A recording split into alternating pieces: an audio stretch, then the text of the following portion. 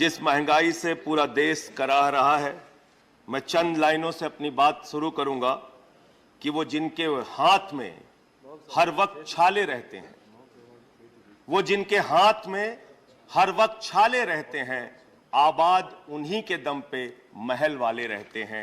ये देश जिनके हाथ में छाले हैं मान्यवर, उन्हीं के दम पर है, उन्हीं के दम पर है। लेकिन ये सरकार किसके लिए काम कर रही है?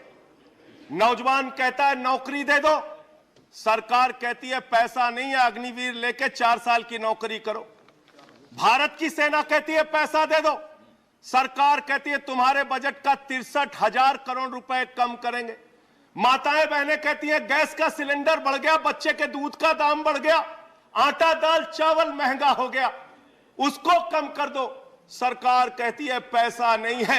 किसान कहता है फसल का दाम दे दो, फसल का दाम दे दो, सरकार कहती है पैसा नहीं है। अरे बुजुर्ग कहते हैं हमारी रेल की तीर्थ यात्रा, उसकी रियायत क्यों कम कर दी, सरकार कहती है हमारे पास पैसा नहीं है। देश के लोग कहते हैं शिक्षा का बजट तो बढ़ा दो, सरकार कहती है 2% से ज्यादा बजट नहीं है। अरे स्वास्थ्य का बजट तो ठीक कर दो, मोदी जी, सरकार कहती है पैसा नहीं है। मानवर ये पैसा गया कहां, किसके पास गया ये पैसा? अरे ये पैसा गया नरेंद्र मोदी जी के मित्रों के पास गया, मित्रों के पास गया। मैं आपको बताता हूं मान्यवर कहां गया। 20,000 करोड़ रुपए लेके नीरव मोदी मेहुल चौकसी भाग गया, 10,000 करोड़ रुपए लेके विजय माल्या भाग गया, 3,000 करोड़ रुपए लेके ललित मोदी भाग गया, 6,000 करोड़ लेके नितिन संदेशरा भाग गया।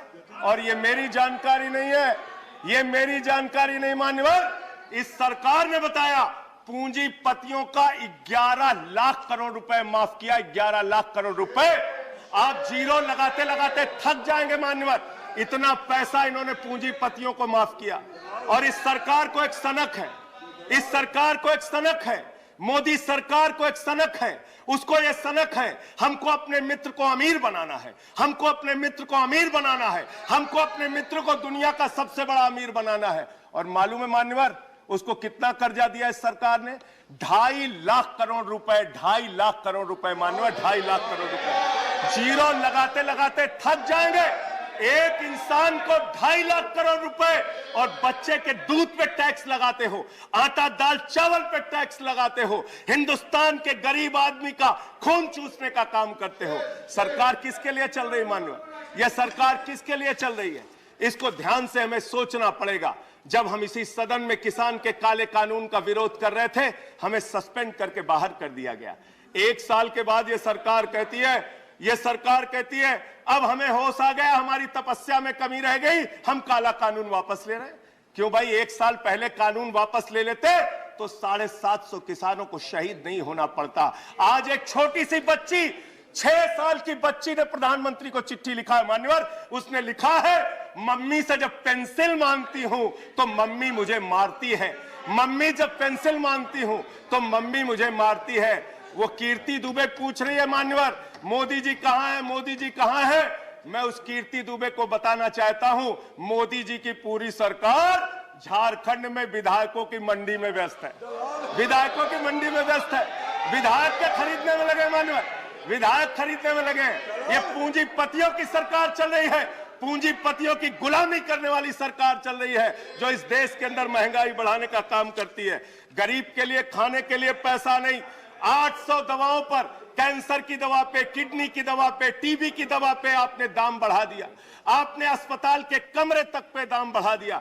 आपकी सरकार डीएचएफएल के लिए काम करती है। 34,000 करोड़ रुपए बैंकों का घोटाला डीएचएफएल ने किया और 29 करोड़ रुपए भारतीय जनता पार्टी को चंदा दिया है मान्यवर। इनसे हिसाब मांगना चाहिए। क्यों नहीं जाती ईडी इनके पास, क्यों नहीं जाती सीबीआई इनके पास? इनसे सवाल पूछना चाहिए मान्यवर। मैं सिर्फ इतना कहना चाहता हूं, आप खाने के लिए आपके पास, सरकार के पास पैसा नहीं, उस पर तो टैक्स बढ़ा देते हो, लेकिन गुजरात के अंदर जहरीली शराब पिलाते हो लोगों को, जहरीली शराब। 75 लोग जहरीली शराब पी के गुजरात के अंदर मर गए मानो, 75 लोगों की जान चली गई। दिल्ली के मुख्यमंत्री केजरीवाल जाते हैं देखने, गुजरात का मुख्यमंत्री उन लोगों से मिलने नहीं जाता, देश के प्रधानमंत्री उन लोगों से मिलने नहीं जाते, दिल्ली के मुख्यमंत्री केजरीवाल उन लोगों से मिलने जाते हैं।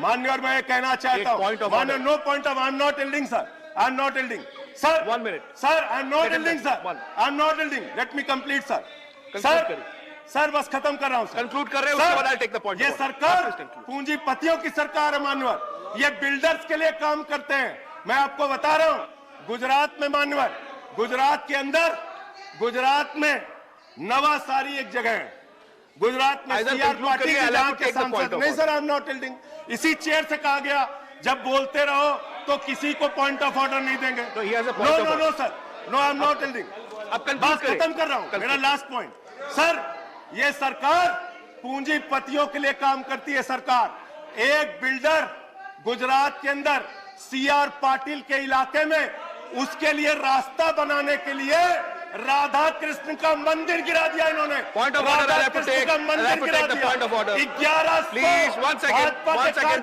Under which rule, 1 second, 1 second, 1 second, 1 second sir, ये इसी चेयर से कहा गया